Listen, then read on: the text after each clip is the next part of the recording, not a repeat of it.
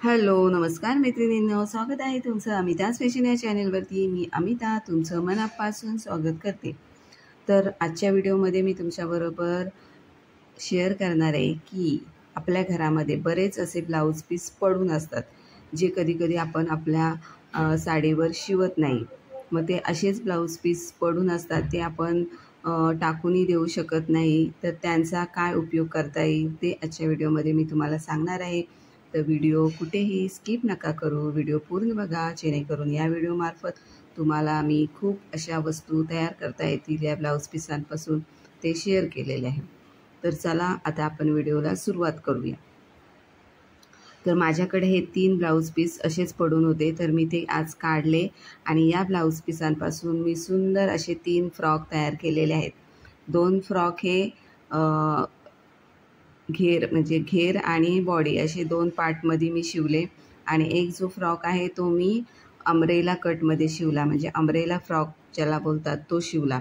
तो खूप सुंदर असे फ्रॉक तयार झाले. 1 वर्षापासून ते 3 वर्षापर्यंतच्या मुलीसाठी हे फ्रॉक सहज होऊ शकतात आणि अशा प्रकारचे फ्रॉक तयार करून तुम्ही एखाद्या मुलीचा समजा बड्डे असेल तर तिला गिफ्ट करू शकता. तसेच हा झाला एक उपयोग. दुसरा उपयोग मी तुम्हाला सांगते या ब्लाऊज पीसांचा. जर आपण कॉटनच्या साडीमधून ब्लाऊज पीस काढले असतील तर अशा कॉटनच्या साडीमधून काढलेल्या ब्लाऊज पीसापासून आपण उशीचे कवर तयार करू शकतो.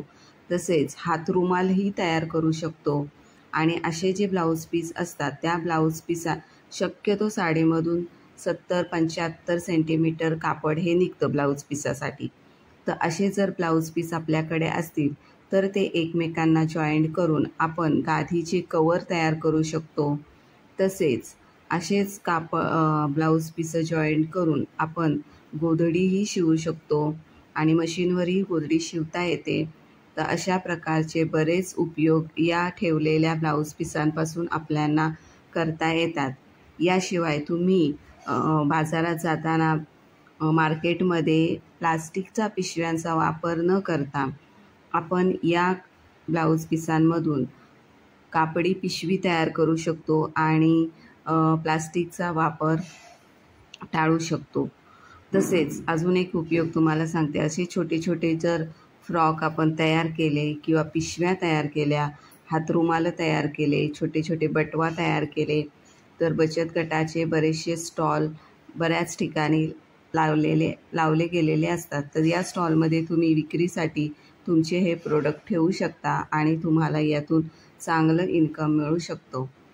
तर असे ब्लाऊज पीस तुम्ही टाकून न देता त्यापासून हा उपयोग करू शकता.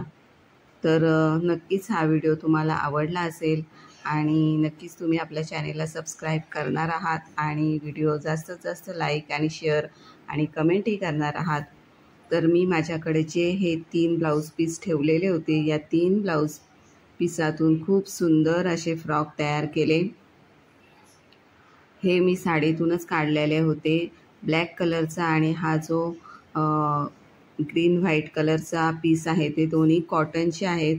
दोन्ही कॉटनचे पीस होते. त्यामधून मी मस्त असा चुनीचा घेरचा फ्रॉक तयार केला आहे. बॉडी वेगळी काढली आणि घेर वेगळा काढला आणि सुंदर असे फ्रॉक तयार केले. आणि हा जो मी आता कटिंग करते ग्रे कलरचा, तो अम्ब्रेला कट फ्रॉक शिवला. या अम्ब्रेला कटमध्ये मी डबल घेर तयार केला आहे. हा झाला आहे सिंगल घेर आणि अजून एक ब्लाऊज पीस माझ्याकडं प्लेनमध्ये होतं, त्याचा मी आतमधल्या बाजूला घेर कट करून हा फ्रॉक शिवला. खूप सुंदर असे हे फ्रॉक तयार झाले. तयार झालेले फ्रॉक मी नक्कीच तुमच्याबरोबर शेअर करणार आहे. ते कसे वाटले आणि मी दिलेल्या आयडिया तुम्हाला कशा वाटल्या नक्की मला कमेंट करून सांगा आणि नक्कीच त्या आयडिया तुम्ही उपयोगात आणणार. तर इथपर्यंत व्हिडिओ बघितल्याबद्दल तुमचे खूप खूप धन्यवाद. थँक्यू. आणि बघू शकता किती सुंदर सुंदर असे फ्रॉक तयार झालेले आहेत.